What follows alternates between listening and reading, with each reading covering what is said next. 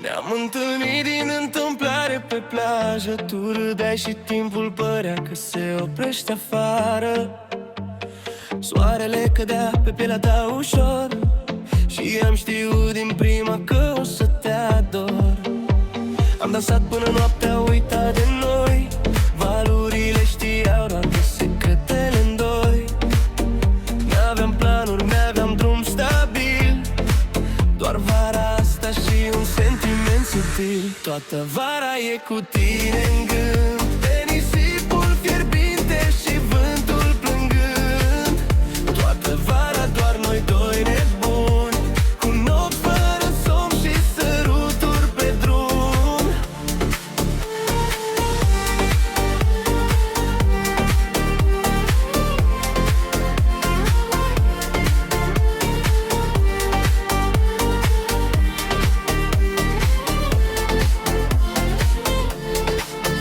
I-am ținut de mână prin orașe străine, parcă lumea întreagă era doar pentru tine.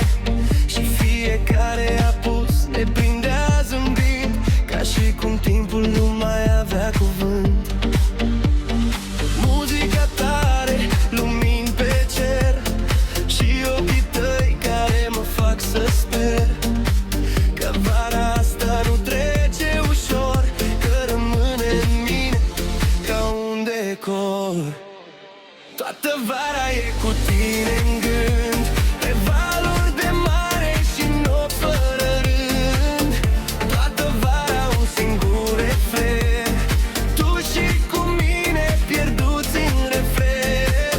Și dacă vara asta dispare încet, să rămână în noi ca un secret, că am fost vii, că am fost adevărați într-o vară